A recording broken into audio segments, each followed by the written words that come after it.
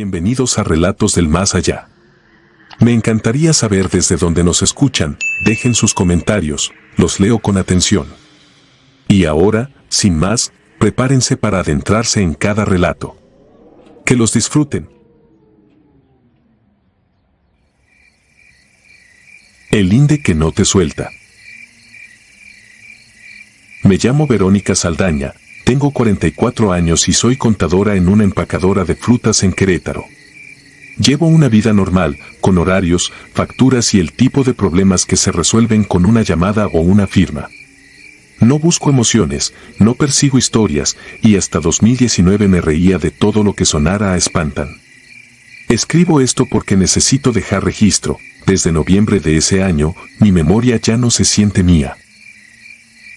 La herencia llegó por un notario de Durango. Mi padrino, a quien casi no traté, murió y me dejó un predio en la sierra, cerca de un pueblo llamado Santa Gertrudis del Llano.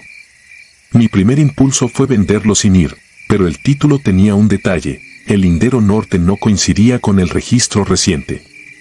Faltaba una firma local, y el croquis mencionaba una construcción vieja pegada al terreno. El notario insistió en que lo más rápido era presentarme en la presidencia municipal, ubicar la mojonera y asentar todo en un acta. Yo acepté porque pensé que sería un trámite incómodo, no una marca. Tomé 2 días libres y manejé hasta el pueblo. El asfalto se acabó y el coche se llenó de polvo en la terracería. A los lados vi cercas, mezquites y portones con nombres pintados. Santa Gertrudis era pequeño: plaza, iglesia y un edificio bajo que hacía de presidencia. Me quedé en una casa que rentaba cuartos. La dueña, doña Irma, me dio una habitación limpia y una advertencia sin detalles: que no me acercara al arroyo al caer la tarde. En la tienda de la plaza, mientras compraba agua, el tendero vio mis papeles y me preguntó si iba por lo del canal. No esperó respuesta, solo dijo que no me entretuviera. 2 mujeres cerca bajaron la voz al oírlo. En la mañana siguiente me atendió Efraín, el encargado de asuntos agrarios, un hombre de sombrero y manos ásperas. Revisó mis documentos con una paciencia que me desesperó. Luego me dijo que el problema estaba en la casa de máquinas, una estructura abandonada que aparecía en mapas viejos como parte de una hacienda, pero en los nuevos figuraba como terreno comunal. Mi predio, según el título de mi padrino, topaba con uno de sus muros. La mojonera del lindero norte era una piedra con una cruz tallada, semienterrada junto a esa base. Había que verla, tomar evidencia y firmar. Efraín propuso ir ese mismo día. Salimos en su camioneta y, tras un rato, seguimos a pie. El aire olía a hierba quemada y a fruta pasada, un dulzor agrio que se pegaba al paladar. El terreno subía y bajaba entre espinas. Los insectos zumbaban y, de pronto, todo se callaba, como si alguien bajara un interruptor. Camino a la casa de máquinas noté que Efraín evitaba pisar el cauce seco, como si todavía tuviera corriente. La estructura, ya de cerca, tenía señales raras: piedras acomodadas en una esquina y el piso con franjas de tierra compacta, como si algo pesado hubiera sido arrastrado siempre por el mismo trayecto. Nada de eso lo menciona un mapa. La casa de máquinas apareció detrás de unos álamos. Era un bloque de piedra y ladrillo, con ventanas altas, tubería tirada y un canal seco que bajaba del monte. Me sorprendió el tamaño: no era un cuartito, era un cuarto enorme, pensado para ruido y trabajo. Efraín se detuvo a unos 30 metros, sin acercarse más. Señaló la esquina del muro: la mojonera estaba ahí, pegada a la base, y añadió que si yo quería la foto fuera sola, porque él no pasaría de ese punto. Le pregunté por qué, y tardó en responder, midiendo la frase: allí se oyen cosas y, a veces, se siente que te jalan. No sonó a cuento. Yo pensé en perros, en víboras, en gente escondida. Necesitaba terminar y regresar. Caminé sola. Cerca del muro, el aire se sentía más frío, y el olor cambió a humedad guardada, piedra mojada por años y ese mismo dulzor agrio, concentrado. Encontré la piedra de inmediato, una cruz gastada bajo tierra. Saqué el teléfono y me agaché para encuadrar la marca junto al muro. La sombra me tapaba la luz, así que me moví un poco, quedando a un paso de una abertura sin puerta. Adentro solo había oscuridad y piezas metálicas, quietas. No entré. Me incliné lo mínimo. Entonces escuché algo pequeño, como pasos descalzos sobre piedra. Me quedé inmóvil. El sonido se detuvo y, enseguida, una risa breve, finita, salió desde adentro, tan cerca que me tensó la nuca. Por reflejo grité el nombre de Efraín. No respondió. Tomé aire, me obligué a no hacer el ridículo y apreté el botón de la cámara. La pantalla parpadeó, la imagen salió movida, como si algo hubiese cruzado frente al lente. Iba a intentar otra toma cuando el teléfono se apagó de golpe, con batería que minutos antes estaba alta.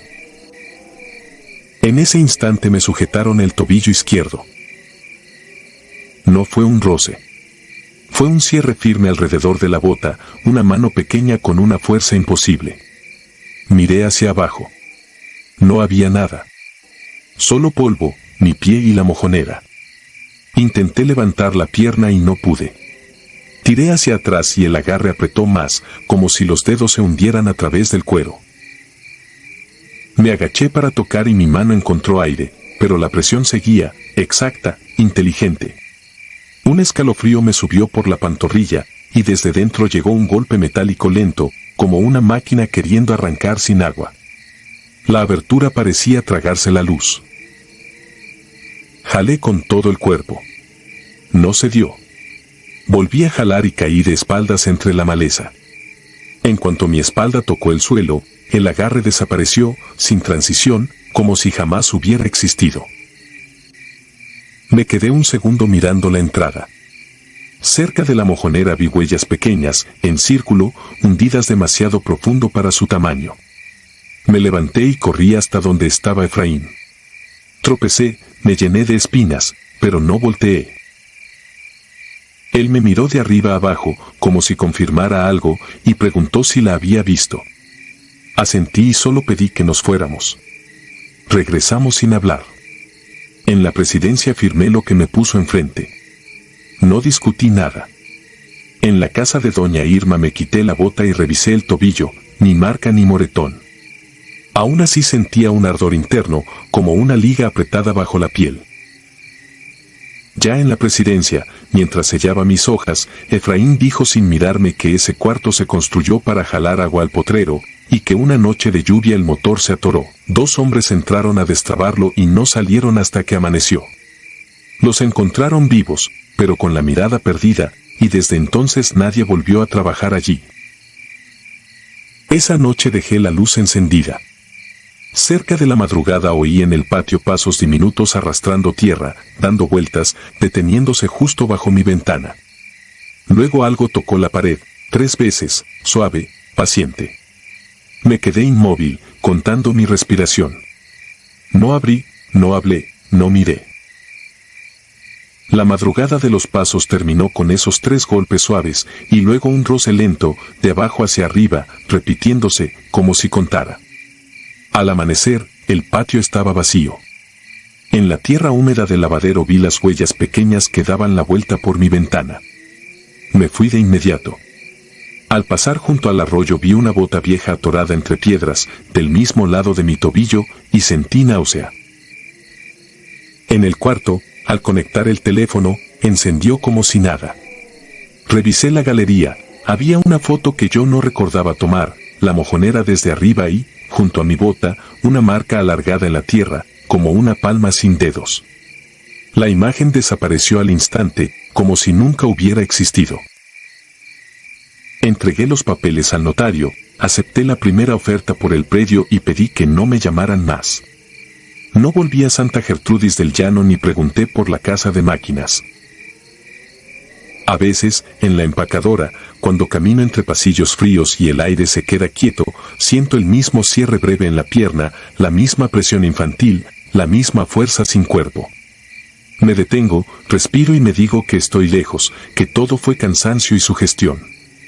Pero en ese segundo exacto, antes de que el movimiento vuelva, me parece ver en el piso limpio una marca mínima, como el inicio de una huella que no debería estar ahí. Desde entonces, ya no pienso en fantasmas, pienso en sitios que registran a quien se acerca, y en linderos que no se conforman con quedar en un papel.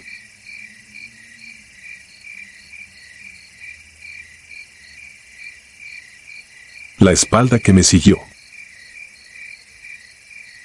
Esto que voy a contar pasó en 2016, al norte de Durango, en un rancho que casi no aparece en los mapas, pegado a una sierra baja donde el viento trae olor a pino y a tierra mojada aunque no haya llovido en semanas.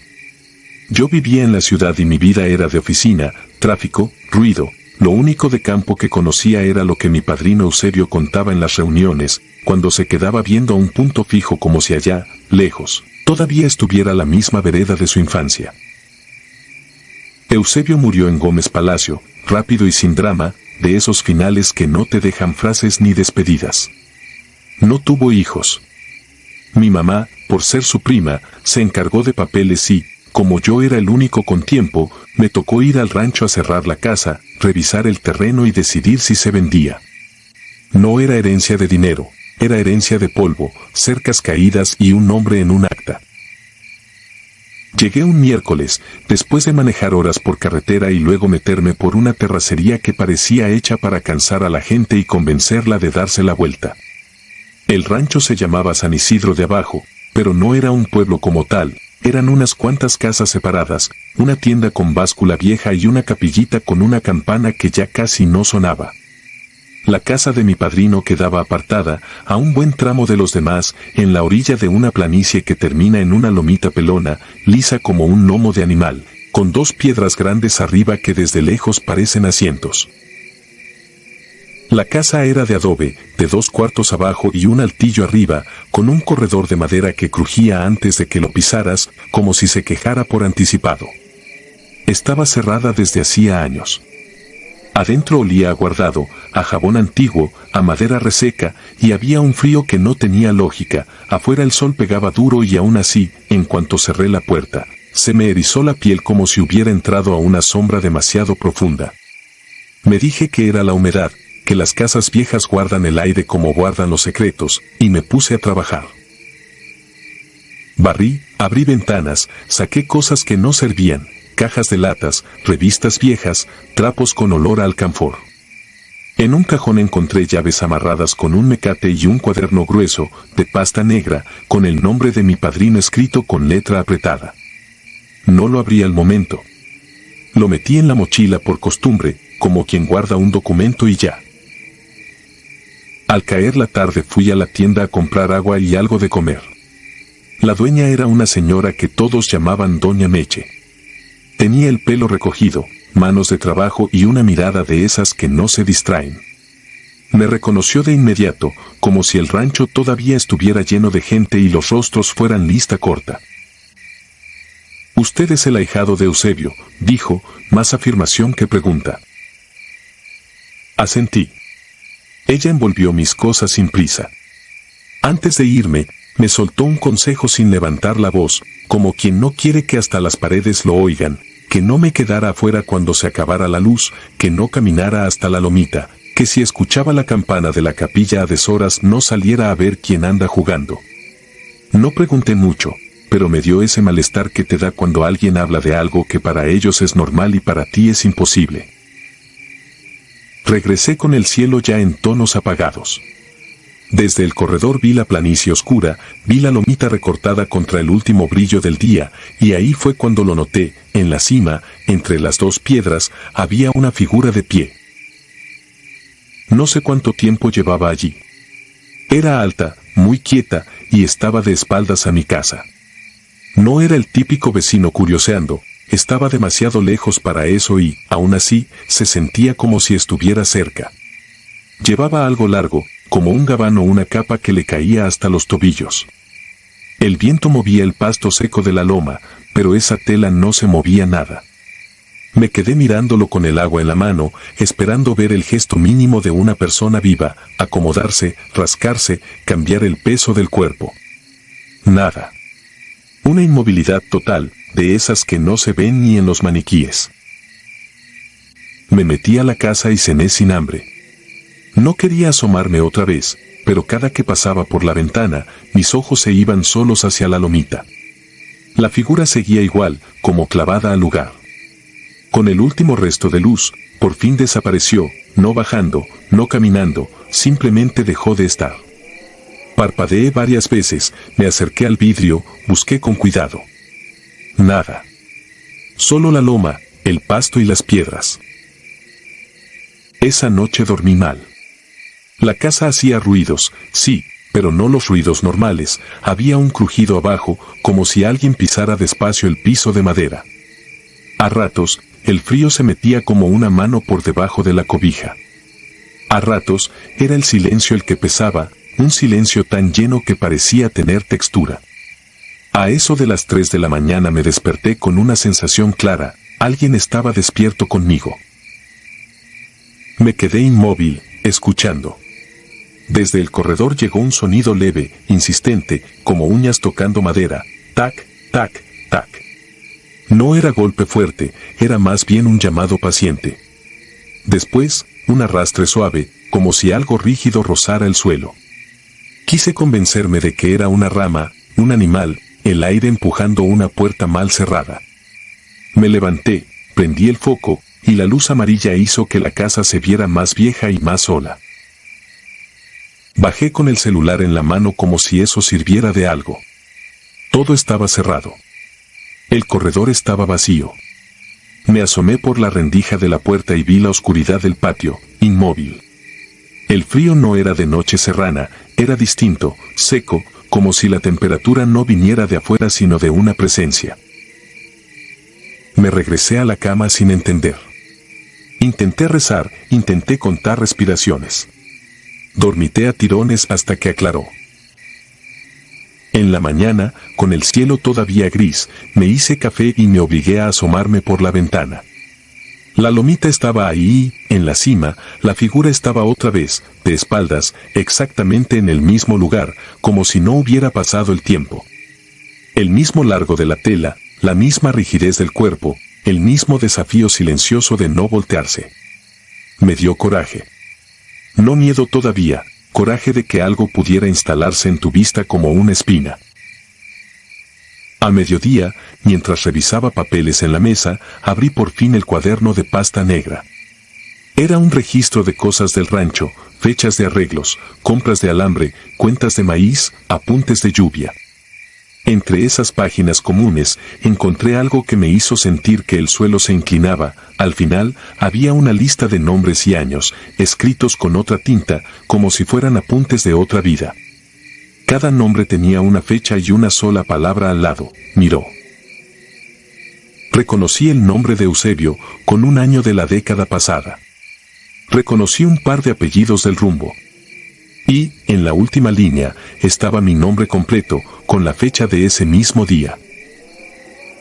Cerré el cuaderno de golpe. Me reí, una risa corta, sin alegría, pensando que era una broma vieja, alguna superstición que mi padrino anotó por loco o por aburrimiento. Pero la risa se me murió rápido, porque en ese momento sentí una certeza rara, no era un cuaderno para recordar, era un cuaderno para marcar. Decidí irme ese mismo día. Metí ropa y papeles a la camioneta, amarré bien la puerta principal, revisé que no dejara nada importante. Justo cuando estaba por subirme, escuché la campana de la capilla. No sonó como cuando la tocan para misa. Sonó sola, una vez, seca, como un aviso. Me quedé parado, con la mano en la puerta, mirando hacia donde debía verse la capilla a lo lejos, y entonces noté algo que me heló más que la madrugada, la figura ya no estaba en la cima. Estaba en el patio. No frente a mí, no al centro, sino cerca del corredor, como si siempre hubiera estado ahí y yo apenas lo alcanzara a aceptar. Seguía de espaldas. La tela larga llegaba al piso y no se movía. Era una presencia sin apuro, pero con intención, como si la casa la reconociera y yo fuera el invitado. Se me fue el aire.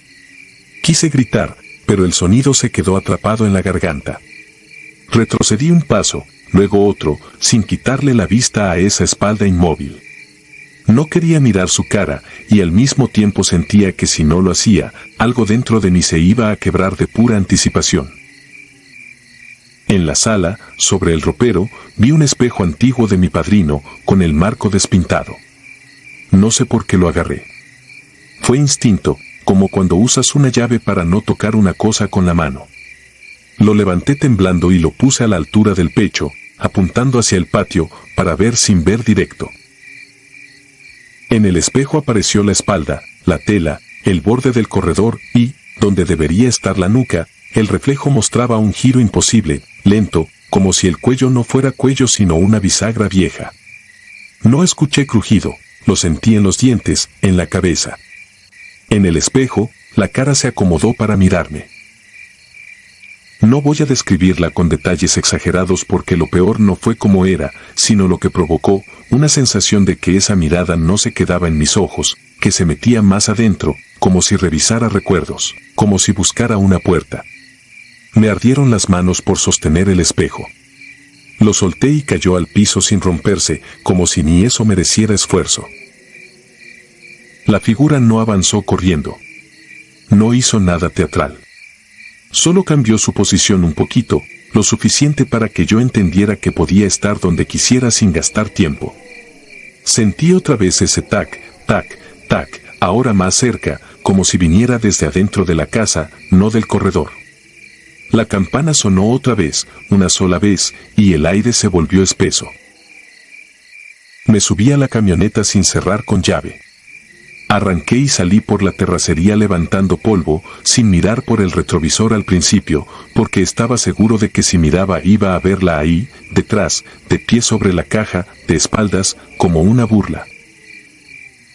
A los pocos kilómetros me atreví a mirar. No había nada. Solo el camino, la sierra y el cielo claro. Aún así, la presión en el pecho no aflojaba. Esa misma noche llegué a mi departamento en la ciudad. Me bañé largo, como si el agua pudiera despegarme algo. Dejé la mochila en una silla sin abrirla. Me acosté con la luz prendida y, aún con el ruido de la calle, me desperté otra vez a la misma hora. No escuché pasos. No escuché campana. Lo que sentí fue esa presencia exacta, esa certeza pesada. Abrí los ojos y, en el reflejo oscuro de la pantalla apagada del televisor, vi una silueta alta en la esquina del cuarto, con algo largo tocando el piso, de espaldas a mí. Me incorporé despacio, con un cuidado ridículo, como si el movimiento pudiera empeorar todo. Prendí la lámpara. La esquina estaba vacía.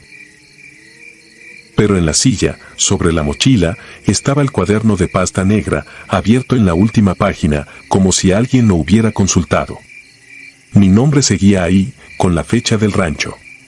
Debajo, con la misma letra apretada, había una dirección, la mía, escrita completa, con colonia y número, y una palabra que no era de mi padrino, porque yo conocía su manera de escribir.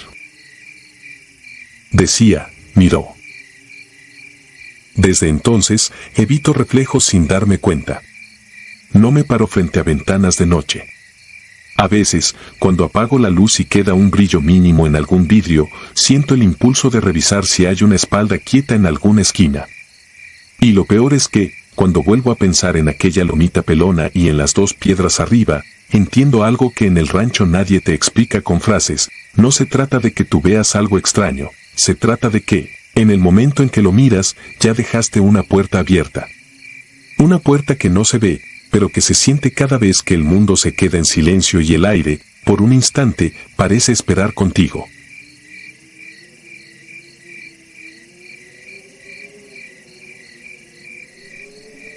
La boca que camina.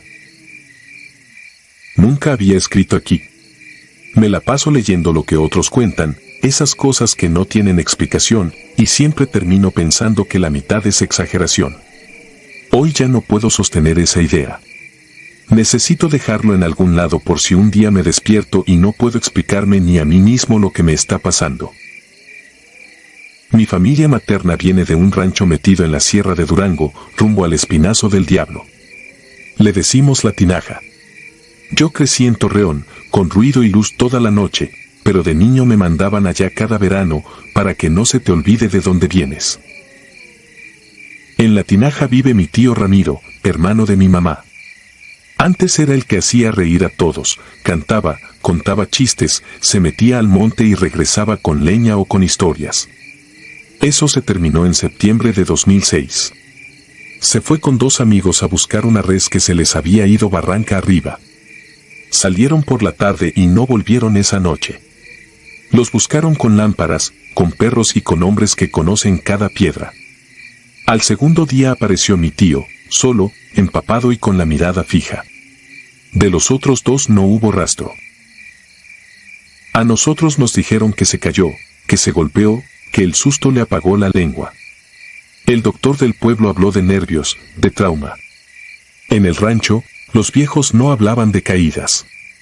Decían, lo tocó la boca. No era un apodo, era un lugar del que nadie quería hablar. Yo crecí oyendo esa leyenda como se oyen todas las leyendas, con risa nerviosa. Decían que, cuando el aire se queda quieto, se escucha un silbido grave saliendo de la sierra, no como viento entre ramas, sino como si la piedra respirara. Si lo sigues, encuentras una entrada estrecha, una hendidura oscura que suelta aire frío. La trampa era simple, te das la vuelta un segundo y, al mirar otra vez, la entrada ya no está, en su lugar hay roca lisa, y el mismo silbido aparece más lejos, como si caminara. Mi tío Ramiro se volvió la prueba sentada en el porche. Desde 2006 no pronunció una palabra.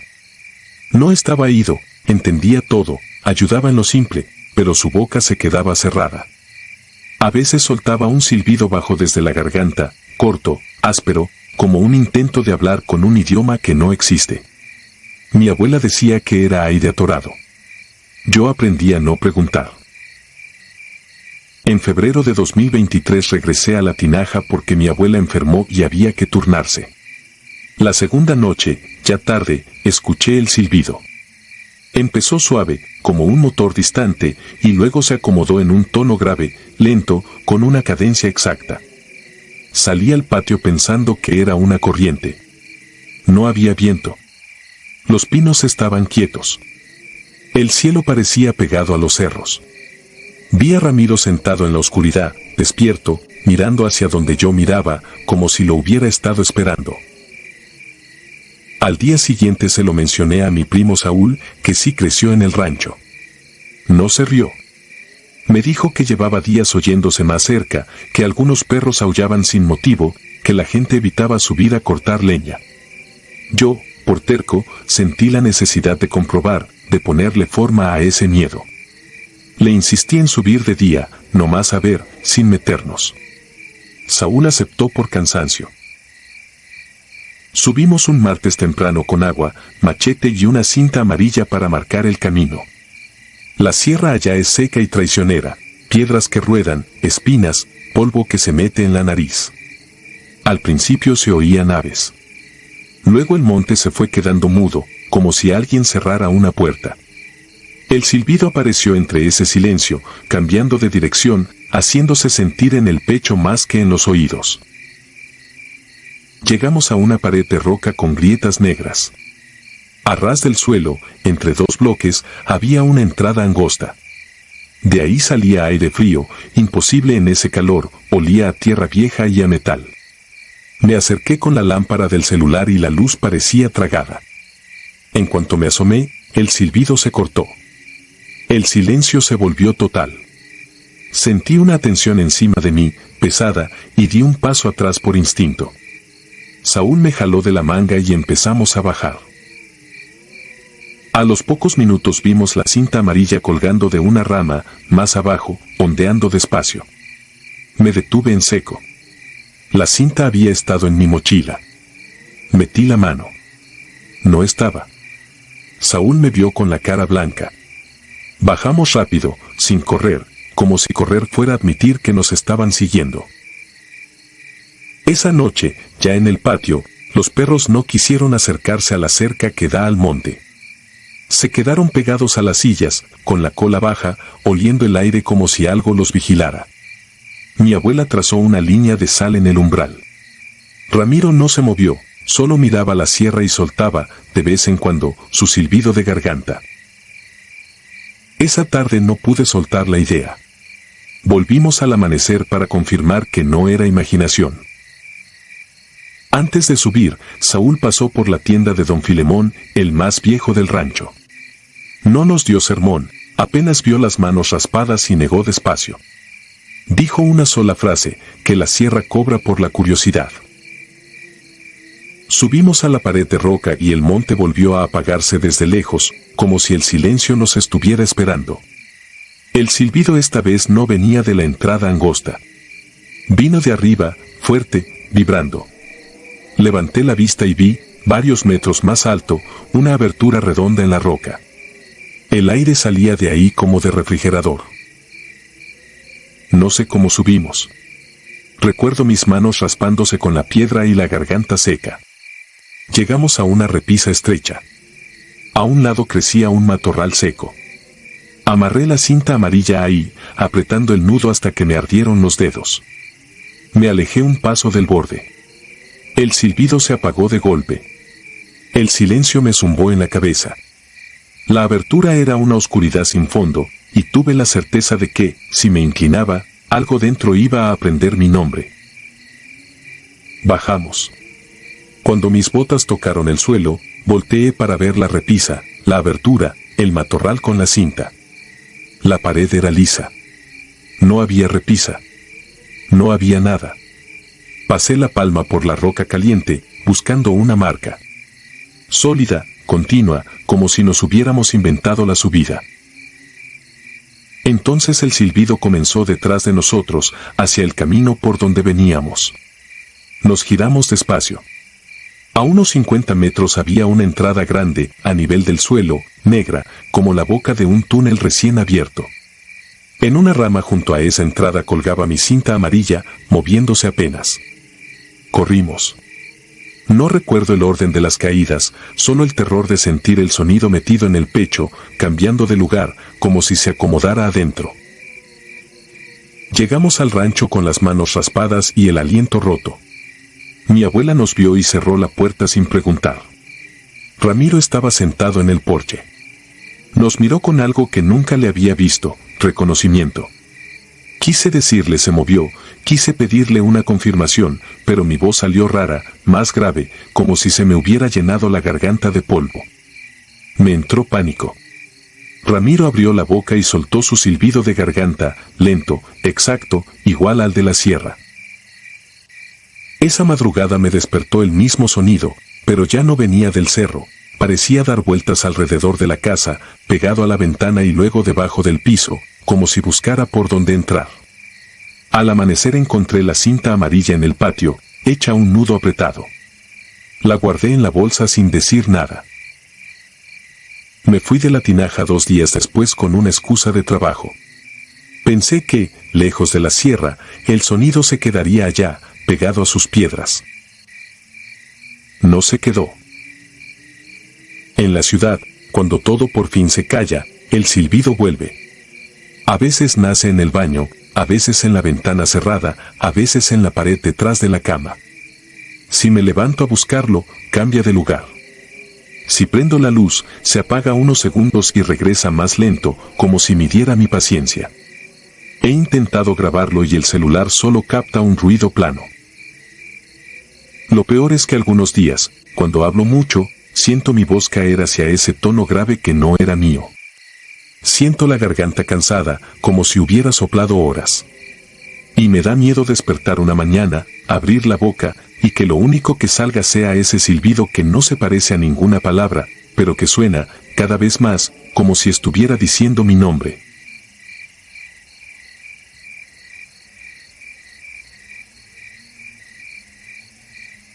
La noria te sigue. Esto me pasó en noviembre de 2021, cuando acepté un trabajo temporal en la Sierra de Durango. Me contrataban por semanas para arreglar plantas de luz y bombas en ranchos donde no hay más que monte. Esa vez el encargo era en un rancho al que le decían La Noria, nombre que venía de un pueblo viejo, de esos que en la región llaman pueblo maldito, abandonado desde hace décadas. No era sitio de turismo, la gente solo decía que el camino tenía mañas. Fui con Sergio, un compañero que manejaba mejor que yo en terracería. Para llegar había que salirse de la carretera y meterse por casi 20 kilómetros de piedra suelta, curvas cerradas y subidas que te obligaban a ir en primera. De día ya imponía respeto, de noche la sierra es una pared negra, sin luna y sin una luz que te ubique. Los primeros días bajamos temprano por diésel y refacciones, siempre regresando antes del ocaso. El tercer día se nos complicó, la pieza del regulador no servía y nos mandaron hasta Santiago Papasquiaro por otra. Entre la vuelta y la espera, cuando por fin tomamos la terracería de regreso, el tablero marcaba las 11:30. Sergio manejaba una Nissan Estaquitas blanca, golpeada de las puertas pero aguantadora. Yo iba de copiloto, con la ventana apenas abierta para no dormirme. El motor sonaba parejo y la grava pegaba en el chasis como granizo seco. Luego vino esa sensación de que el aire se volvía más pesado. Sergio dejó de tararear y bajó la velocidad. A lo lejos, en el recto más largo, vi una figura caminando por la orilla. No era animal ni reflejo, era alguien, despacio, pegado al borde. Pensé en un vaquero con la troca descompuesta. Cuando nos acercamos entendí que no cuadraba. Era una mujer, delgada y encorvada, con un rebozo oscuro cubriéndole la cabeza y parte del rostro. Traía un vestido largo y las manos juntas al pecho. Lo que me clavó el frío fue ver los pies, desnudos, manchados de tierra húmeda. No había casas en kilómetros y aún así caminaba como si supiera a dónde iba. Pasamos junto a ella a menos de 1 metro. No levantó la cara ni volteó. La tela del rebozo no se movía con el viento. Vi su perfil, piel pálida, mojada, la boca apretada. Volteé al retrovisor para confirmarla atrás y el cuerpo me reaccionó antes que la cabeza. La silueta no se alejaba. Seguía pegada a la luz, como si los faros la trajeran amarrada. Parpadeé y la imagen brincó, igual que una falla de video. En ese mismo segundo el motor tosió y se apagó. La troca quedó muerta en medio del recto, con el monte a los lados como una boca cerrada. Sergio giró la llave 2 veces. Nada. En el silencio se oía el metal enfriándose y el viento en las ramas. El olor que entró por la ventana no era de bosque, era de agua estancada y humo viejo, como un fogón apagado.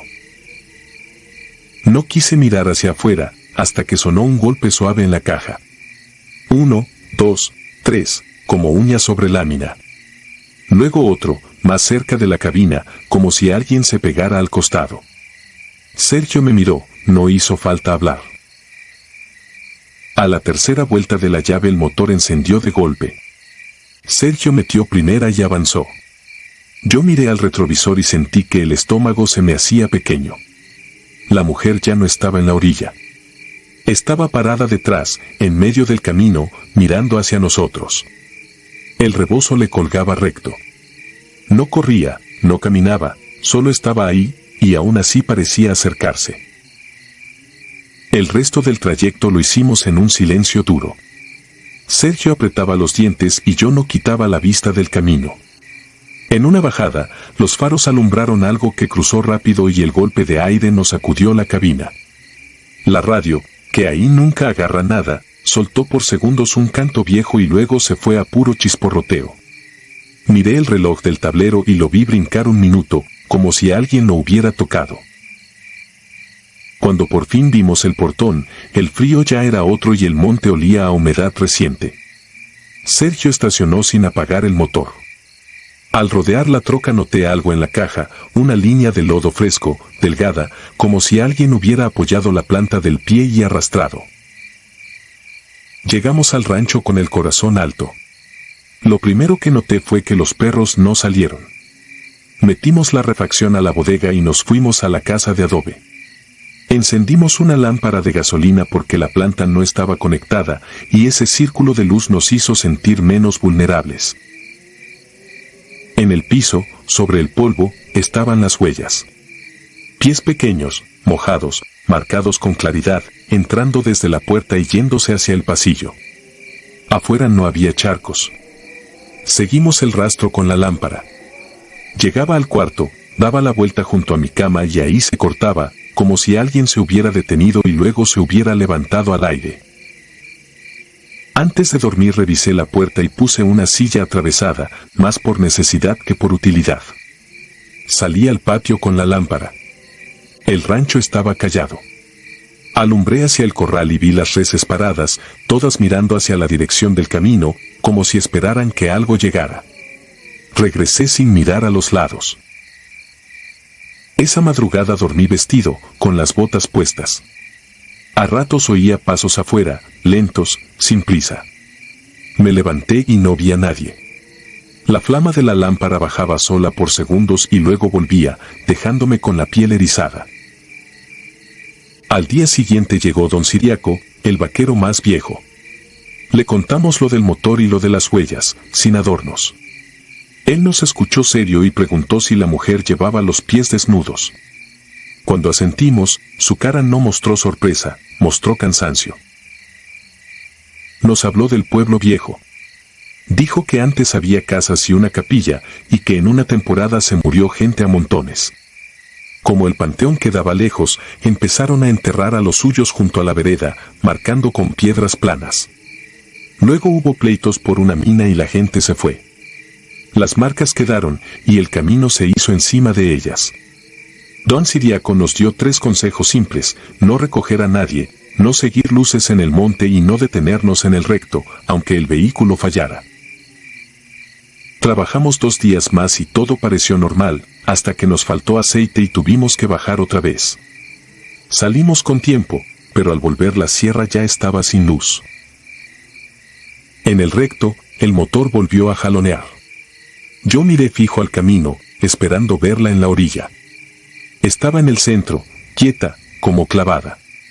Esta vez traía un bulto pequeño envuelto en tela, pegado al pecho. Sergio frenó y la troca patinó en la grava. Nos quedamos a unos 5 metros. La mujer levantó la cara. Era una cara normal, pero sin gesto humano, con los ojos abiertos de más, sin parpadear. No había enojo ni tristeza, solo una atención fija. Levantó el bulto un poco, como si lo ofreciera. En ese momento el viento cambió, llegó un olor fuerte a tierra removida, y se oyó a lo lejos un tronido seco, como cuando un cerro se suelta. Sergio metió reversa. Retrocedimos hasta que la curva nos tapó la vista, luego dimos vuelta y regresamos hacia la carretera. A los pocos minutos se oyó detrás un estruendo que hizo vibrar el volante. Un tramo del cerro se vino abajo justo en el recto.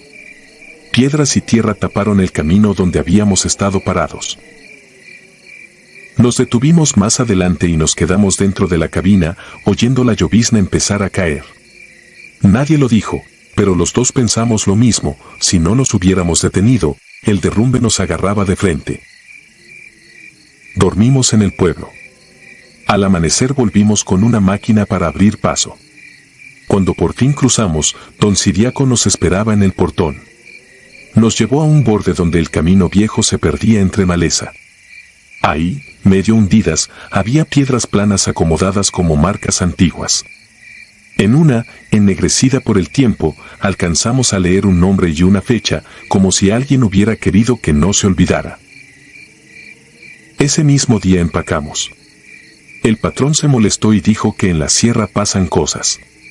Yo no supe explicarle que el miedo no fue ver a una mujer en la noche, el miedo fue sentir que el camino tiene memoria, y que esa memoria sabe detenerte, tocarte, seguirte. Regresé a mi casa decidido a no pensar en eso. 2 semanas después, una madrugada, vi el piso del pasillo. Había huellas mojadas de pies pequeños, marcadas sobre el polvo, caminando hacia mi cuarto. No había llovido. Seguí el rastro. Llegaba junto a mi cama y se cortaba, igual que en la noria.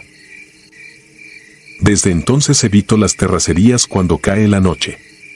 Y cada vez que escucho grava bajo las llantas, siento que la sierra me mira de vuelta.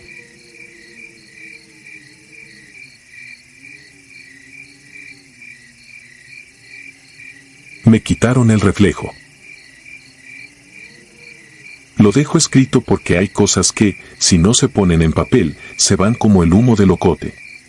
Fue en 1998, en un rancho de la Sierra de Durango, cerca de un pueblo chico al que le dicen San Miguel del Encino. Allá la noche cae temprano y el monte se queda como escuchando. Yo me llamo Leandro, o me llamaba. Entonces tenía 20. Mi hermanita, Brisa, tenía 8 y era de las que no se cansan, que si vamos al arroyo, que si me subes al mezquite, que si me compras una paleta cuando bajamos al pueblo. Una tarde se metió sola al corral de atrás, donde hay un pozo seco tapado con tablas. Dijo que oyó que la llamaban desde abajo, como si alguien le hablara quedito, y levantó una tabla para asomarse. No cayó, pero volvió pálida, con la mirada rara, y esa noche empezó lo malo.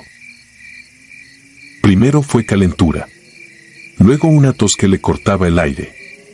Al tercer día ya no quería comer y se quedaba mirando fijo a la esquina del cuarto, como si ahí hubiera algo.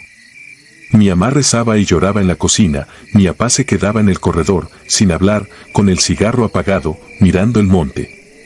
Yo me hacía el fuerte, pero por dentro se me juntó una desesperación que quemaba. Bajamos con la mula al consultorio del pueblo.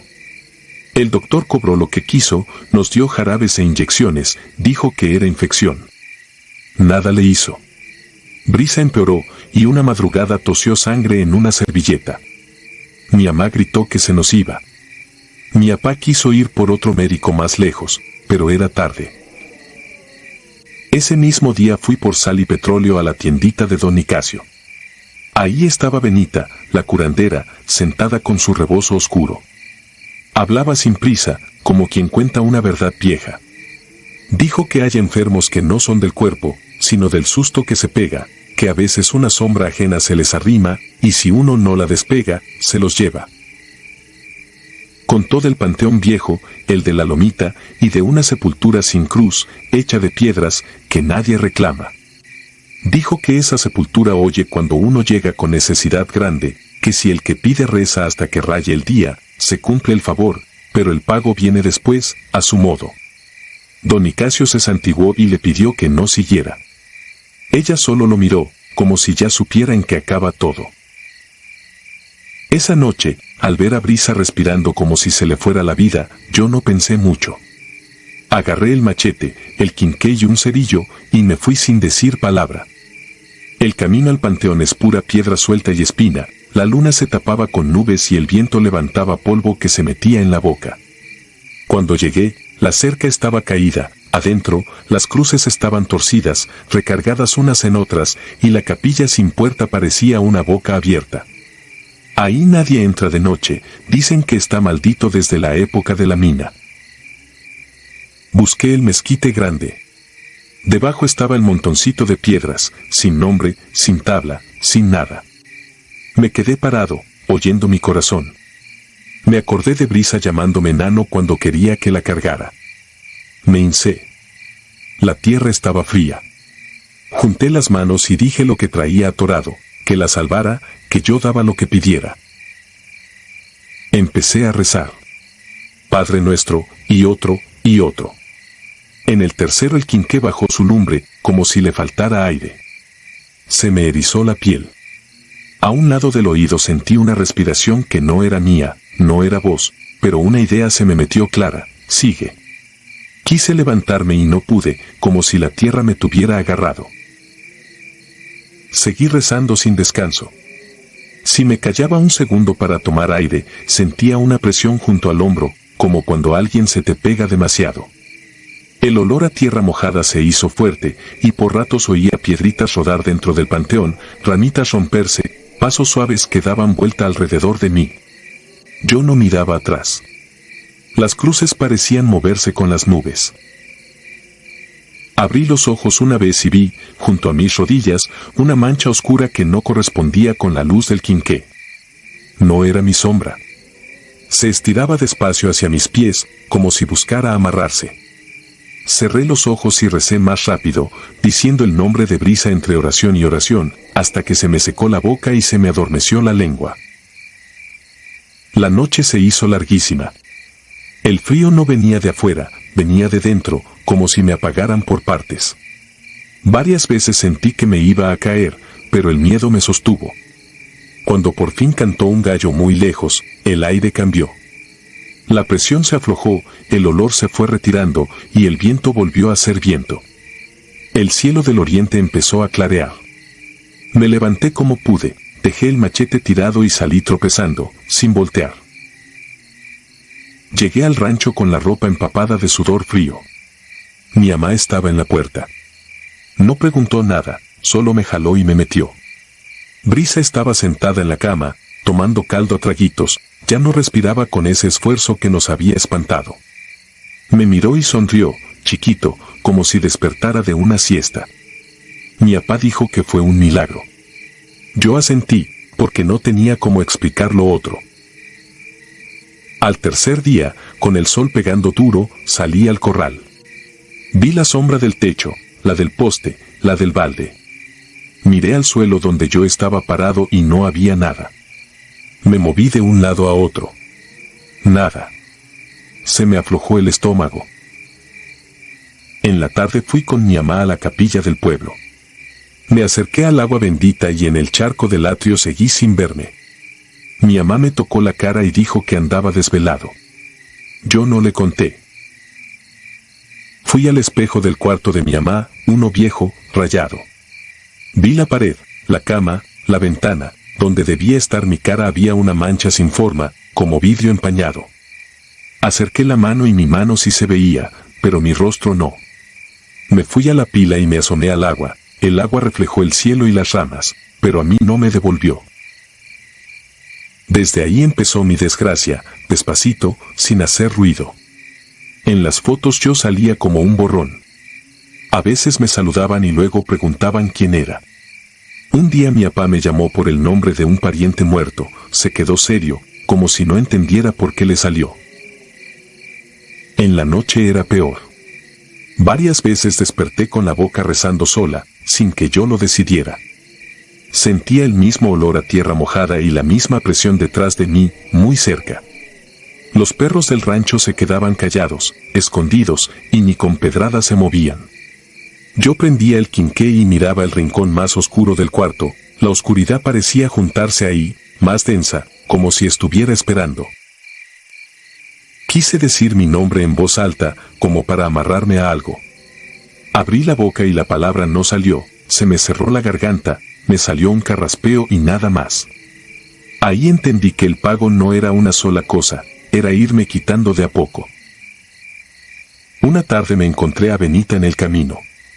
No tuve que preguntarle. Me dijo, sin sorpresa, que el que está bajo esas piedras no tiene nombre, por eso busca el de los vivos, que quiere la cara para poder mirarse, que quiere la marca en el suelo para sentirse de este lado. Me dijo que yo ya había dado una parte y que el resto se cobra con paciencia. Al amanecer siguiente fui al panteón, porque de noche ya no me atrevo. Llegué al mezquite. El machete seguía ahí, medio enterrado, lleno de óxido. Me agaché a recogerlo y vi, entre las piedras, un pedazo de vidrio, como de espejo. Lo tomé. En ese vidrio, por primera vez en mucho tiempo, vi mi cara completa, pero mis ojos no miraban al frente, miraban hacia mí desde abajo, como si yo estuviera parado al borde de un hoyo. Solté el vidrio y me fui corriendo, sin saber a dónde. Desde ese día, cada que me vence el sueño, despierto con el rezo en la boca. Siento que alguien espera, paciente, como esperan las cosas del monte. Brisa vive, gracias a Dios, y sigue llamándome nano, pero a veces se queda pensando un segundo, como si la palabra se le fuera a olvidar. Si usted llega a leer esto, acuérdese de mi nombre aunque sea una vez. No vaya a esa sepultura. No crea que la fe compra todo, hay favores que se pagan quitándose del mundo, poquito a poquito, hasta que ya no queda ni reflejo.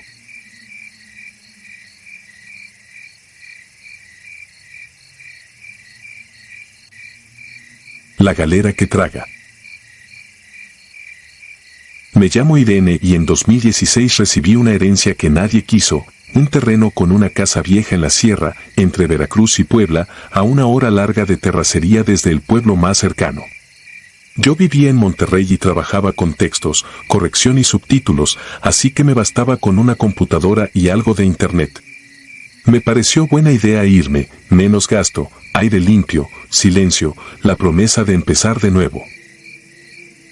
La casa principal se podía habitar con limpieza y unos arreglos. Lo demás era ruina, cercas caídas, corrales vencidos, una noria tapada con tablones, un gallinero torcido, y al fondo, casi pegada al lindero del arroyo, una construcción larga que en mi familia nombraban como si fuera persona, la galera. No era bodega común.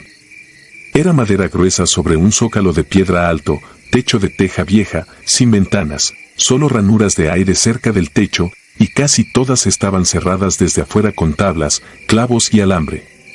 La puerta doble estaba amarrada con una cadena tan pesada que parecía de ancla y un candado macizo, lleno de óxido. El lugar se veía viejo, sí, pero sobre todo se veía cerrado con intención, como si alguien hubiera querido asegurar que nada se moviera ahí dentro. El primer mes me dediqué a la casa. Limpié, acomodé, cambié focos, pagué un servicio satelital que funcionaba a ratos, y me acostumbré a las noches sin ruido de ciudad. En el día, el monte olía a pino y a tierra seca, por la tarde bajaba una bruma alta y el terreno se quedaba quieto, demasiado quieto, como si escuchara. Del pueblo, San Isidro del Monte, contraté a un hombre para deshiervar y reparar una parte de la cerca. Se llamaba Lázaro, de pocas palabras. El primer día, sin que yo se lo preguntara, miró hacia el fondo y dijo, ahí atrás no se meta cuando ya oscureció. No lo dijo con tono de consejo amable, lo dijo como quien pone una regla. Esa misma semana un perro me siguió desde la tienda. Flaco, oreja lastimada, ojos atentos. Se quedó conmigo sin que yo lo pidiera y le puse pardo. Fue leal desde el primer día, pero también me enseñó algo que yo no veía. Cada vez que caminábamos hacia la galera, a unos 20 pasos se detenía, bajaba el cuerpo, metía la cola y soltaba un gemido bajo, como si le doliera respirar. Si yo avanzaba, él no, daba media vuelta y se iba a la casa. Intenté llevarlo con correa una vez y se tiró al suelo, rígido, con los ojos clavados en el fondo. Luego fueron los pájaros. Había cuervos, zanates y gorriones por todos lados, pero la teja de la galera se mantenía limpia. Volaban cerca y aún así evitaban pasar justo por arriba, como si el aire encima tuviera filo. Eso me pareció raro, pero me dije que los animales reaccionan a cosas que uno no entiende, corrientes, olores, quizá nidos de avispas. El primer sonido llegó una noche sin luna. Yo estaba en la cocina tomando agua, con la luz apagada, cuando escuché una exhalación lenta y profunda, como un fuelle grande. No fue viento. Afuera las hojas estaban quietas. El sonido venía del fondo, de la galera. Me quedé congelada, esperando que se repitiera, y se repitió. Exhalación, pausa, y luego un crujido pesado, sordo, como si algo de mucho peso se acomodara sobre tablas. Esa madrugada Pardo no ladró. Se levantó, miró hacia la puerta y se escondió debajo de mi cama. Desde ahí soltó un gruñido tan bajo que más que sonido era vibración. Los días siguientes intenté convencerme de que era la madera enfriándose.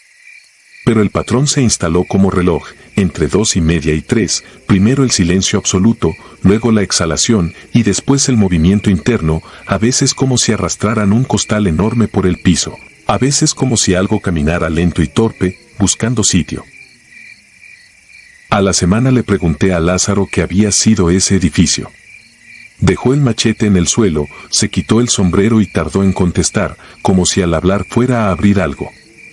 Al final dijo, esa no era para guardar maíz.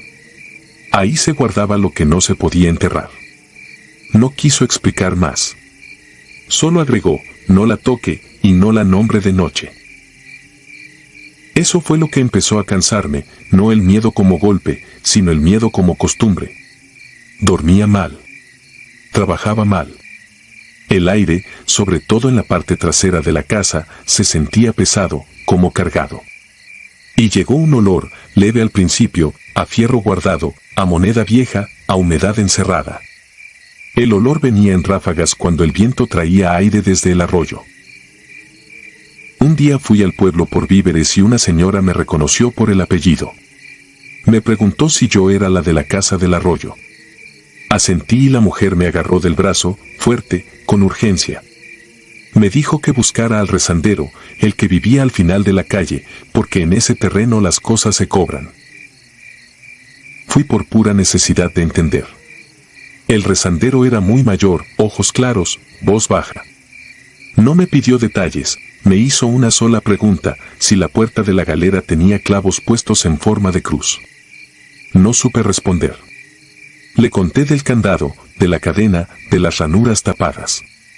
El viejo bajó la mirada y me dijo que esa galera se cerró en 1979, después de una fiesta en la que se perdió una niña del pueblo. La buscaron días enteros. Cuando se cansaron, el dueño del terreno se encerró y martilló sin parar hasta que oscureció. No es que se oiga, dijo el viejo, casi sin mover la boca, es que aprende. Me explicó que el sitio toma ritmo de quien habita alrededor, que se vuelve más insistente si lo escuchan, y que el peor error es creer que está lejos solo porque está cerrado. Esa noche esperé despierta, por terquedad. A las 3:10, todo quedó en silencio, incluso los grillos. Me asomé por la ventana y vi la mancha larga de la galera recortada contra el cielo. Entonces escuché una exhalación, pero no venía del fondo. Venía del pasillo de mi casa, a espaldas de mí, como si alguien respirara pegado a la pared, imitando mi propio ritmo. Me giré con la lámpara alzada, apuntando a la nada, y sentí la piel de los brazos erizarse como si me hubiera rozado aire frío. No había nadie, pero el sonido siguió, 2 veces, 3 veces, y en ese mismo instante retumbaron los 3 golpes allá atrás, más fuertes que nunca. El vidrio de la cocina vibró. El piso vibró. Y después del tercer golpe, en vez de la exhalación habitual, se oyó un golpe seco, distinto, como si algo desde dentro hubiera pegado contra la puerta con desesperación. Pardo salió del cuarto y se puso frente a la puerta principal, tieso, mirando hacia el fondo. No ladró. Temblaba. Yo quería cerrarlo en la casa, obligarlo a quedarse conmigo, pero esa madrugada él decidió otra cosa.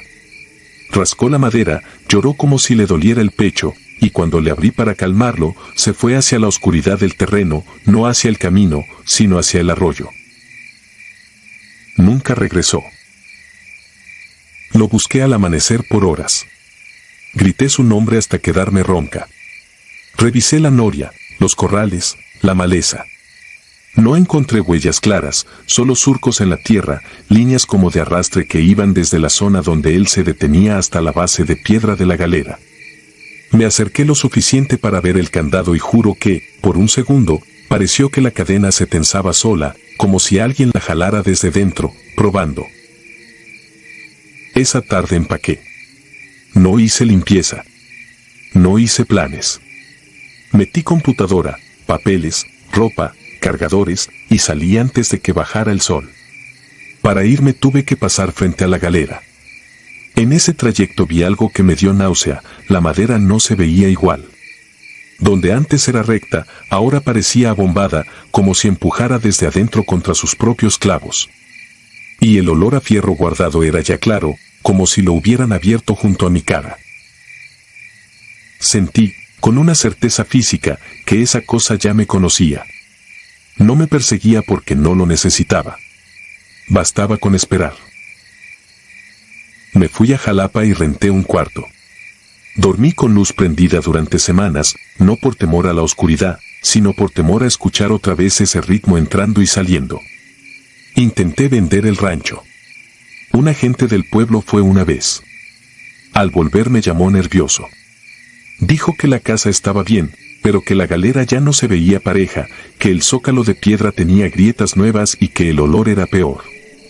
Me sugirió, sin decirlo, que me olvidara. Yo pensé que con huir se acaba una historia. Me equivoqué. En diciembre de 2017 un primo lejano me escribió. Me preguntó si seguía viva. Me mandó una foto tomada desde el camino, la galera a lo lejos, todavía cerrada, pero con una esquina del techo levantada, como si desde dentro alguien hubiera empujado la teja hasta romperla. En el pasto, aunque el sol pegaba de frente, se veía una sombra rara y, dentro de esa sombra, 3 marcas alineadas, como golpes en la tierra, demasiado perfectas para ser casualidad. El mensaje decía algo peor: ese mes se habían perdido 2 animales en San Isidro del Monte, y varias personas juraban que en la madrugada se oían 3 golpes, no del rancho, sino siguiendo el arroyo, como si la galera hubiera empezado a mover su llamada por la sierra. No respondí. Cerré la conversación. Bloqueé. No por falta de curiosidad, sino por miedo a que leer más la acercara, a que nombrarla la hiciera voltear. Desde entonces, cuando el reloj marca las 3 y me despierto por cualquier cosa, me quedo inmóvil, escuchando mi casa de ciudad, las tuberías, los pasos del vecino, el ruido normal de un edificio. A veces, en ese silencio breve, siento que el aire cambia de densidad, como si otro ritmo intentara acomodarse al mío. Y me acuerdo del aviso que ignoré al principio: hay lugares que no están abandonados, solo están cerrados mientras aprenden quién eres.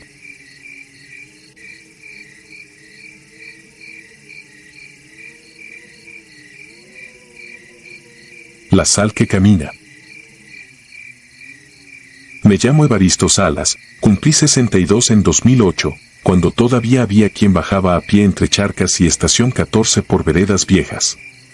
Mi rancho, Los Tepetates, queda en el altiplano potosino: casa de lámina, paredes remendadas, patio de tierra, corral chico y una cocina que huele a humo aunque esté apagada. A un lado está la cuesta del Salitre, la bajada directa al pueblo. Antes fue ruta de arrieros con burros cargados de costales, y en ciertas piedras sale un polvillo blanco, amargo, que se pega a la piel cuando hay humedad. De día es fea pero conocida, piedra suelta y espinas; de noche, sobre todo en noviembre, se vuelve otra cosa, porque baja una neblina espesa que borra el camino y apaga los sonidos. Yo siempre fui callado, no por misterio, sino porque el campo enseña a oír. Por eso me acuerdo con claridad de la tarde en que los animales se callaron sin motivo. Mi mujer, Marta, se enfermó de golpe, calentura y una tos seca que la doblaba.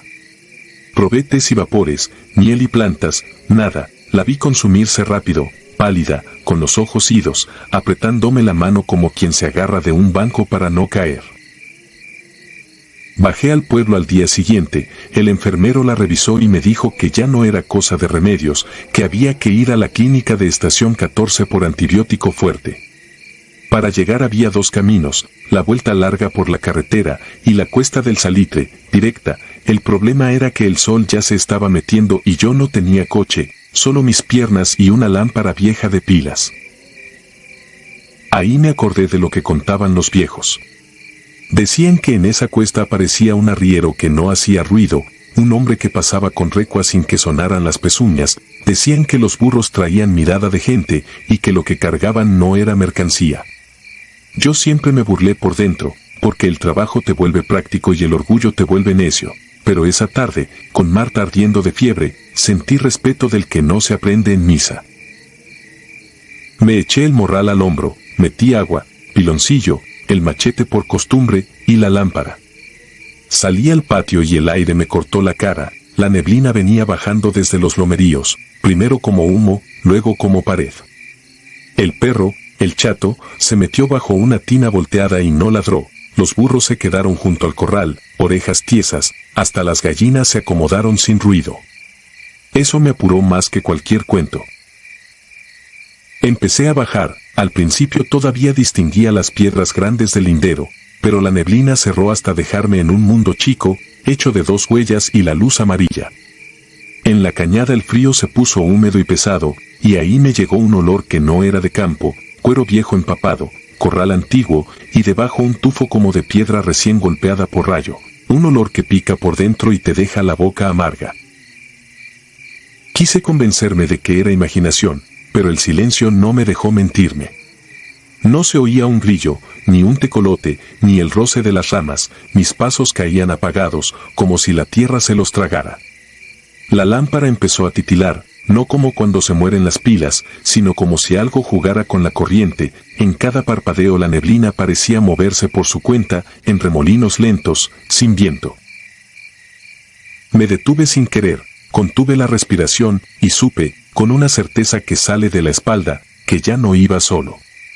La neblina frente a mí se abrió despacio, y aparecieron primero unas orejas largas, luego un gnomo, luego otro. Eran burros en fila, cargados con bultos. No se oía nada, ni jáquima, ni cascabel, ni pezuña, avanzaban como si flotaran sobre la terracería. Detrás caminaba un hombre con gabán oscuro y sombrero de ala ancha. No le vi la cara, la tenía enterrada bajo el ala, pero sentí que miraba hacia mí sin apuro. Los burros pasaron a pocos pasos, uno volteó la cabeza y se me secó la garganta. No eran ojos de bestia, eran ojos de persona, grandes, húmedos, cansados, traían una tristeza vieja, como si ya no pidieran nada. De uno de esos ojos cayó un hilo de lágrimas que brilló un segundo en la luz y se perdió en el pelo mojado del animal. Yo quise santiguarme y no pude, el brazo no obedecía. La lámpara parpadeó otra vez y alcanzó a alumbrar el primer bulto. No era costal normal, era una forma rígida envuelta en manta, amarrada con lazo viejo. En la manta se marcaban dedos, como si alguien apretara desde dentro buscando aire. No grité, el miedo me dejó mudo. El arriero levantó una mano, no para saludar, sino como quien cuenta, marcó un número en el aire con un gesto lento, y sentí que ese conteo era para mi casa. Entonces la lámpara se apagó del todo. La oscuridad dentro de la neblina no fue negra, fue blanca, una blancura sin fondo que daba más miedo porque no tenía borde. Sentí un arrastre muy cerca, como manta rozando la terracería, venía hacia mí, sin prisa. Di un paso atrás, resbalé, caí de rodillas, la tierra estaba helada. Busqué apoyo con la mano, toqué una piedra lisa, la aventé al frente por instinto, y no la oí caer. Ahí el cuerpo reaccionó, me levanté a ciegas y corrí cuesta abajo. Corrí tropezando, cayendo, levantándome, sentía el pecho arder y el olor pegado a la nariz. No escuchaba nada detrás, y esa ausencia era peor, porque la cabeza llena los espacios. Cuando por fin vi luces, eran focos amarillos en postes y el ruido del generador, era la estación con perros ladrando y voces de gente.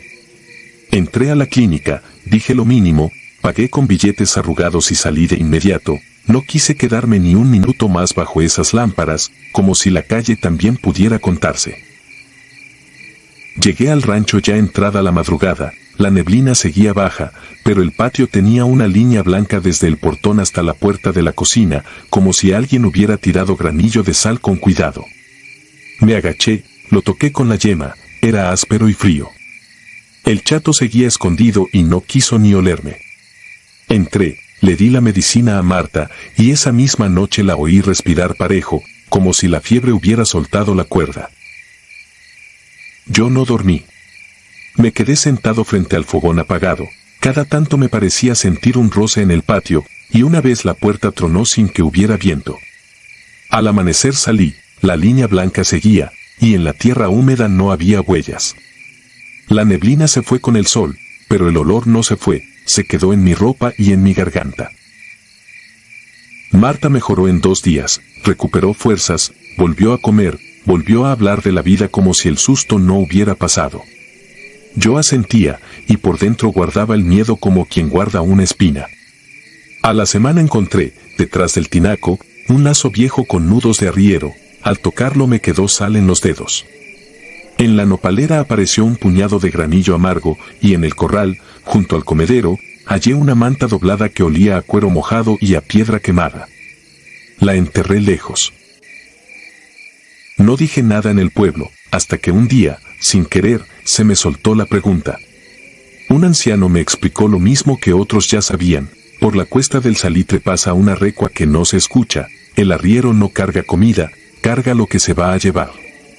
Cuando alguien está a punto de irse, baja a medir, a marcar, a ver si ya le toca, si regresa a la casa, deja la sal como señal, como si pusiera una raya para recordar el camino de vuelta. Quise olvidar, seguí trabajando, arreglando cercas, yendo al mercado. pero desde aquel año cada noviembre me encuentra distinto. Cuando la neblina baja, los animales guardan silencio y a mí se me aprieta el estómago. Una madrugada sentí peso sobre el techo de lámina, como pasos lentos que no hacían ruido, solo un leve hundimiento. Al amanecer vi granos de sal alineados en la canaleta, uno tras otro, y una cuerda vieja colgando de una esquina, como si alguien hubiera marcado la casa otra vez. Desde entonces no bajo por esa cuesta cuando el sol empieza a caer. Si hace falta medicina o lo que sea, espero al día siguiente. Y aún así, cuando llega noviembre y la neblina tapa los nopales, vuelvo a oler el cuero mojado, vuelvo a sentir la boca amarga, y me acuerdo del gesto del arriero contando en el aire.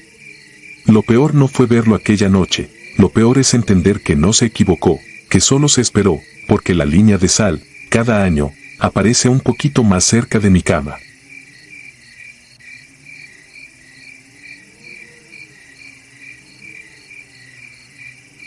Relevo de madrugada.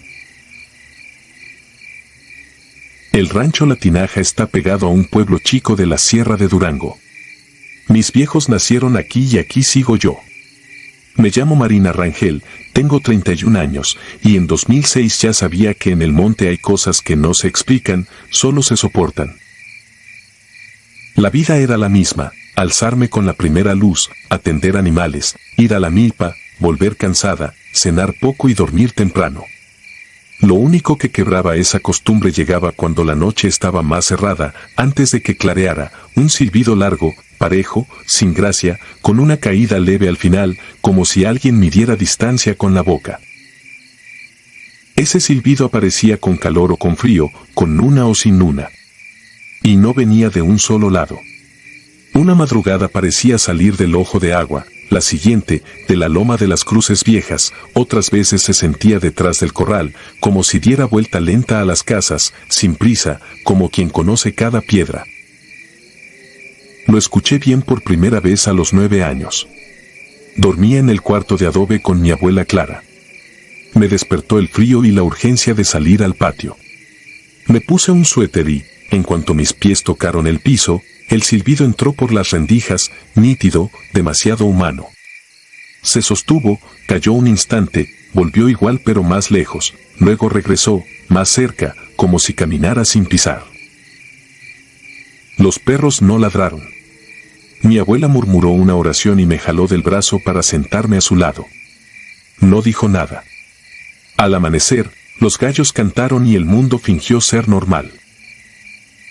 Con los años el silbido se volvió parte de las madrugadas. Nadie lo nombraba.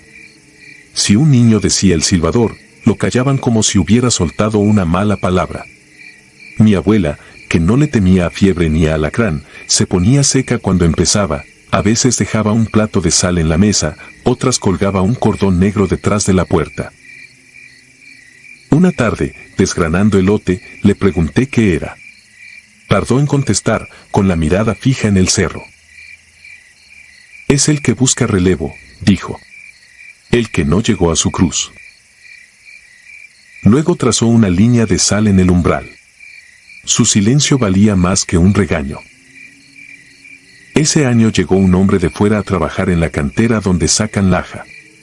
Se llamaba Esteban Aguirre. Era educado, callado, no tomaba y se levantaba antes que todos. Rentó un cuarto en casa de mis tíos, a unos pasos del corral. Se ganó rápido el aprecio porque no fallaba y porque no preguntaba de más. Hasta que lo despertó el silbido. Una mañana, con el café en la mano, preguntó si había algún aparato que hiciera ese ruido. Nadie le contestó. Esteban entendió y ya no insistió. Esa noche el silbido cambió. No fue más fuerte, fue más cercano, como pegado a su puerta. Yo estaba despierta cuando el sonido se detuvo justo ahí. De golpe todo quedó mudo, hasta los grillos. Me asomé por una rendija. El patio estaba bañado por luna, quieto. La puerta del cuarto de Esteban se abrió hacia adentro, despacio, sin chirriar. No vi a nadie, pero vi que el suelo frente a la puerta se oscureció de un modo raro, como si algo sin forma se arrastrara pegado a la tierra. Me llegó un olor a monte mojado y a metal viejo. Sentí náusea. Me senté en el piso y apreté los dientes para no hacer un sonido. Cuando el primer gallo cantó, el aire volvió a correr. El silbido se apagó como si se hundiera. Al amanecer fuimos a buscar a Esteban. La cama estaba revuelta, su camisa colgada, sus botas junto al catre, sus monedas en un plato. No había huellas en la tierra, ni marcas de forcejeo. Era como si el hombre se hubiera borrado dejando sus cosas para que uno dudara de sí mismo. Mis tíos dijeron que se fue por voluntad. Nadie pronunció lo que todos pensaban. Desde ese día el silbido pareció asentarse cerca del ojo de agua. Yo intenté convencerme de que todo era coincidencia, pero mi abuela me puso un escapulario viejo en el cuello y lo apretó con un nudo que me dolió. No contestes, me dijo. Te va a llamar por tu modo. Desde niña yo silbaba para llamar al perro o avisar en la milpa. Era reflejo. De pronto ese reflejo se volvió peligro. La semana siguiente el silbido empezó a parecerse al mío, como un espejo torcido. Una madrugada lo oí pegado a mi puerta, quieto, sin moverse. Era una boca al otro lado de la madera, insistente, paciente. Sentí el impulso de responder con el silbo corto con el que llamo al perro, como saludo de costumbre. Me mordí la lengua hasta sentir sabor a sangre y me senté en el piso, abrazando las rodillas. El perro se levantó y caminó hacia la puerta con el rabo entre las patas. Lo sujeté del lomo y lo jalé hacia mí. La madera vibró por presión, como si del otro lado hubiera una mano apoyada buscando el punto débil. El silbido se sostuvo y luego cayó suave, satisfecho. Después se mezcló con otro, más lejano. Entendí que no quería espantar, quería que yo contestara, aunque fuera por costumbre. A los pocos días se perdió una becerra. La hallamos al pie de la cuesta, inmóvil. La cuerda seguía entera, pero el nudo estaba deshecho con una paciencia que ningún animal tiene. Hubo que empujarla entre dos para regresarla. Desde arriba del cerro, el silbido sonó una sola vez, largo, como premio. Al mediodía subí a la loma de las cruces viejas. Entre las cruces torcidas vi una nueva que no estaba el mes anterior. No tenía nombre, ni fecha. La tierra alrededor estaba removida y húmeda, como recién trabajada. Tocarla me dio un frío que no venía del aire. En la parte alta colgaba un cordón negro, idéntico al de mi puerta. Ahí entendí, el cordón no era defensa, era marca. Era como decir aquí. Bajé con prisa. Mi abuela me acompañó al corral y clavó una cruz pequeña de ocote en el marco. Esa tarde el silbido sonó en pleno día, lejos pero claro, como si se enojara por la cruz. Esa noche falló la planta de luz y el rancho quedó a oscuras. A la 1 empezó el silbido, cerca, tan cerca que parecía dentro del patio. De pronto se volvió exacto, mi silbido. El perro quiso ir hacia la puerta. Lo abracé. La madera vibró por presión. Entonces escuché, detrás de la puerta, un resuello leve, como de alguien cansado. No dijo palabra. Era un pecho esperando respuesta. No respondí. Me quedé quieta hasta que empezó a clarear. Cuando el cielo se puso gris, el sonido se retiró apagándose, como si se hundiera en la tierra. Salí al patio con el primer rayo. Frente a mi puerta había líneas finas en el polvo, marcando un círculo incompleto. En medio dejaron una piedrita de cantera con una muesca, igual a las que se cortan en el trabajo. Ese mismo día fui con mi tío a la cantera. En la parte más baja, donde guardan herramienta, encontramos una cruz nueva clavada en la pared de piedra, sin nombre, y de ella colgaba un cordón negro mojado. Mi tío se hizo para atrás. Yo supe, sin necesidad de más señales, que Esteban no se había ido, lo habían acomodado. Como quien cumple un turno sin firmarlo. Al atardecer mi abuela me llevó al ojo de agua. Me dio una vela blanca y un puñado de sal. La vela se apagó 3 veces, la cuarta prendió. El agua estaba quieta, pero se formaron ondas, como si alguien soplara desde abajo. En esas ondas vi pasar un gesto, apenas una intención, como si algo mirara desde un sitio donde la hora no pesa igual. Me entró una calma falsa, dulce, peligrosa. Quise contestar, solo para que se fuera. Arriba, en el cerro, el silbido sonó una vez, largo, y se cortó de golpe. Luego sonó más lejos, por primera vez en semanas. Regresamos sin hablar. Desde entonces volvió menos seguido. Ya no da vueltas, se queda cerca del ojo de agua y suena como aviso de camino. Cada vez que aparece, me quedo inmóvil. Aprendí a no mover la lengua, a no dejar escapar ni el aire, a no responder por costumbre. Aprendí que el miedo no se va, se administra. De día, cuando oigo un silbo de un vecino, se me eriza la piel. En las puertas ya hay cruces, salen las esquinas, y nadie silba por juego. Sigo aquí, en la tinaja. Y cuando llega la madrugada más cerrada, espero con los ojos abiertos, porque sé que un día el silbido no va a buscar a otro, va a volver a buscar mi modo, y si me equivoco una sola vez, me tocará ser relevo.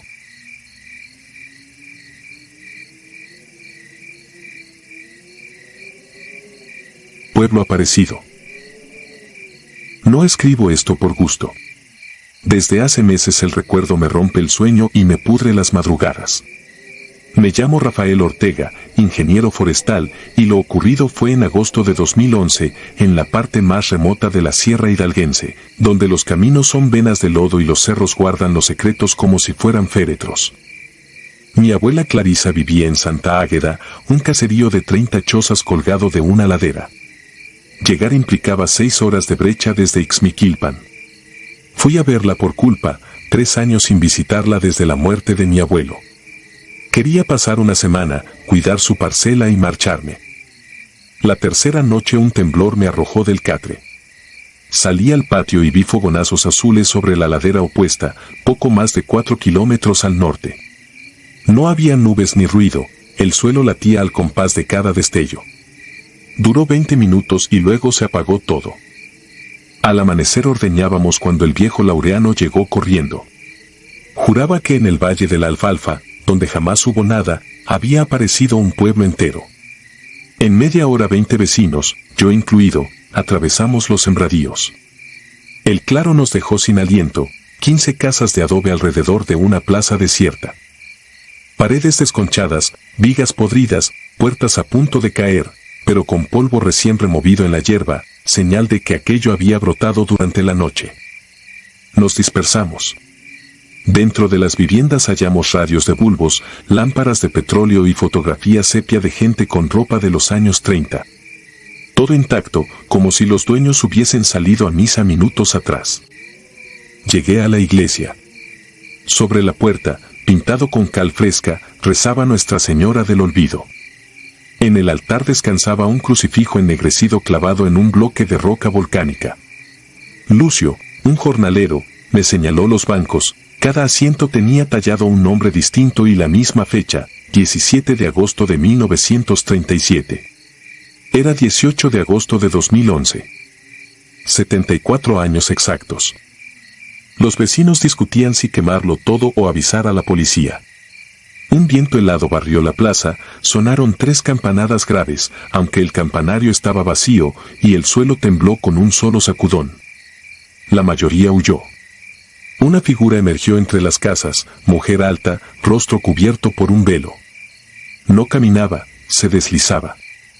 Al llegar murmuró sin mover los labios, recuerda. Desmayé. Desperté cuando me arrastraban de vuelta a Santa Águeda. Esa tarde vimos levantarse una columna de polvo sobre el pueblo fantasma, seguida de un trueno seco. Después, silencio absoluto. Varias familias abandonaron Santa Águeda, mi abuela se negó. Me pidió que no regresara.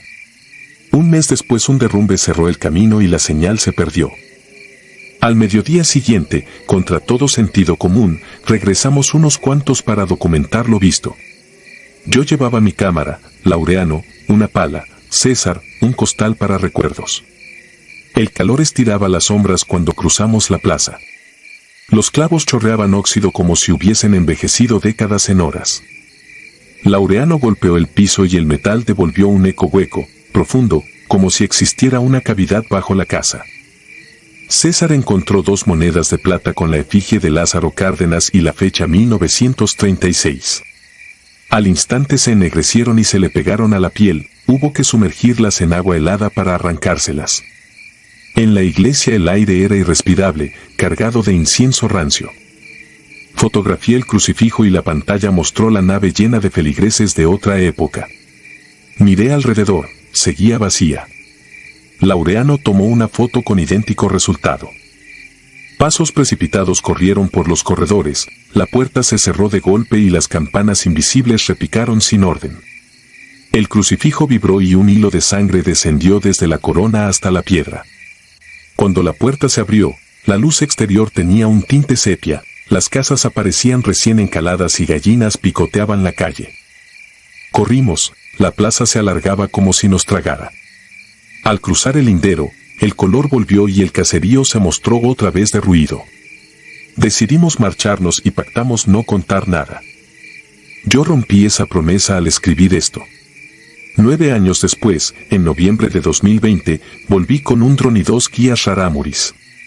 No hallamos rastro del pueblo ni de Santa Águeda, solo ruinas devoradas por bejucos.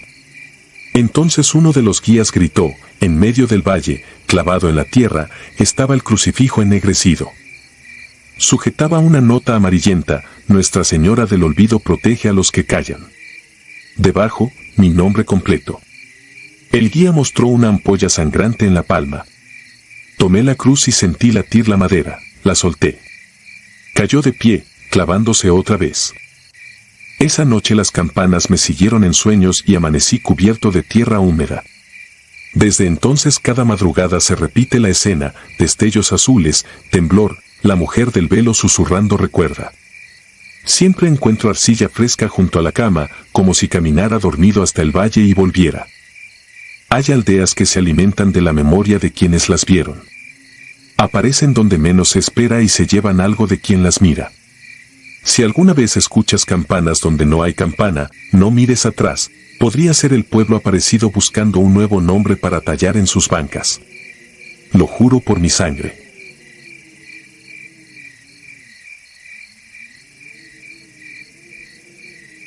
Si te gustaron estos relatos, regálanos tu like y déjanos tu comentario, y no olvides suscribirte al canal para que sigas recibiendo las notificaciones de los próximos relatos.